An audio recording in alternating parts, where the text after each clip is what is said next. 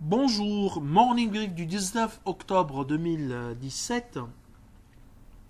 Alors, reprise pour le marché marocain, mais pour le marché action tunisien, la tendance baissière continue. On est euh, on est à la 9e séance de baisse consécutive. Donc, on commence juste pour l'analyse ou la présentation des principaux chiffres de la journée de mercredi pour la bourse de Casa. Donc, l'indice a repris des couleurs, le MASI a repris des couleurs en affichant une hausse de 0,38% à plus 6,47% depuis le début de l'année.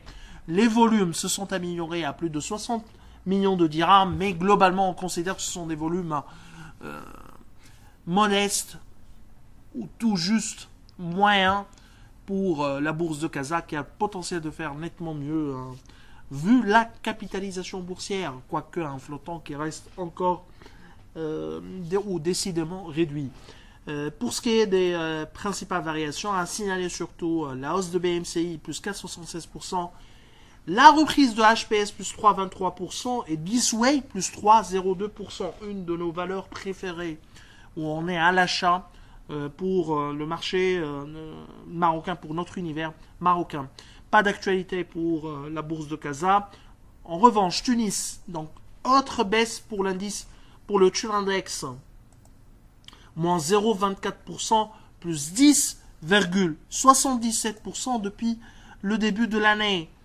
On est à une perte très importante sur le dernier mois. On est à environ une perte de plus de 300 points, c'est-à-dire plus de 5% par rapport à son plus haut enregistré le 4 septembre 2017. On est à un mois, un peu plus d'un mois ou un mois de séance. Le marché action tunisien, le Tune Index, a perdu plus de 5%. Alors, côté actualité, il y a des indicateurs d'activité, bien sûr. Alors, on commence par la déception de la journée. La déception de la journée, c'est Eurocycle. Alors, les ventes T3 2017 sont décidément décevantes, avec une baisse des revenus de 14% à 23,5 millions. Et encore, pas d'explication de la part de la société de cette baisse pour justifier cette baisse. On présume que c'est lié en partie aux perturbations liées à l'incendie de cet été 2017. Donc, on présume que les baisses, le recul important des ventes s'explique en partie ou également par ces perturbations liées à l'incendie. Sur l'ensemble de l'année, les revenus progressent de seulement 3% à 69,5 millions, avec effet de devise favorable, puisque Eurocycle c'est de l'effet de devise normalement. Donc notre modèle sera révisé décidément à la baisse et d'une manière significative pour les objectifs de croissance 2017.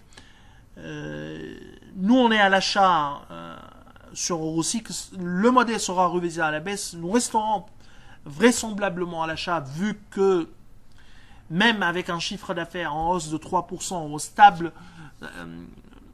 la valorisation actuelle recèle du potentiel par rapport au fair value d'Eurocycle. Mais ce sont des chiffres décidément décevants. Alors, pas de surprise d'une manière générale pour les autres sociétés, sauf Sotrapil, exception faite pour Sotrapil, qui n'est pas très bien apprécié par le marché, mais ces chiffres sont impressionnants. Il y a eu la surprise.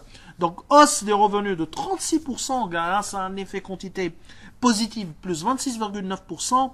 Cet effet volume devrait continuer suite à la décision de l'Office de la marine marchande et des ports de fermer graduellement le port pétrolier de Rades pour rénovation du quai pétrolier. Donc, autrement dit, il y a une grande partie c'est-à-dire qui passe actuellement par le pipe donc Bizerte Rades, puisque avant c'était à travers le port Bizerte Rades. Donc, c'est un effet qui devrait également continuer en 2017. L'effet volume positif devrait également continuer en 2018, selon la société. Les revenus au 9 mois, sur le 9 mois, à 11 millions 09, tout près des revenus sur l'ensemble de l'année 2017. Donc, il y a eu une croissance très importante.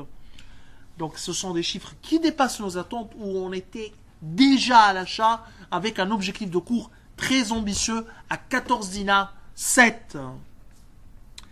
Cartas Cement, reprise durant cet T3 2017, c'était attendu cette reprise.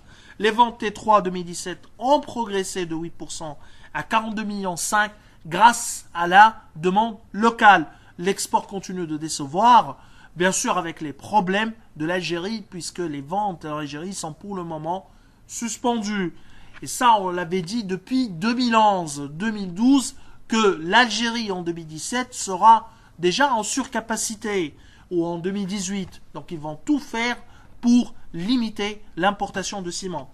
Sur l'ensemble de l'année, les ventes de CC reculent de 11% à 132 millions 5, avec des ventes locales stables autour de 95 millions de dinars, mais une baisse marquée pour l'export, moins 77% pour l'export. La part de marché de Cartas Cement sur le marché local est toujours à 19%, une position de leader.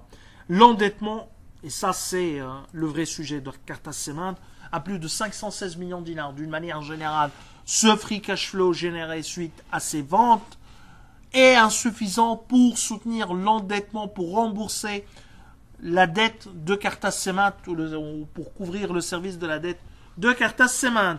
Nous, on est à la vente sur Cartas Cement avec un TP, un target price à 1 dinar 650.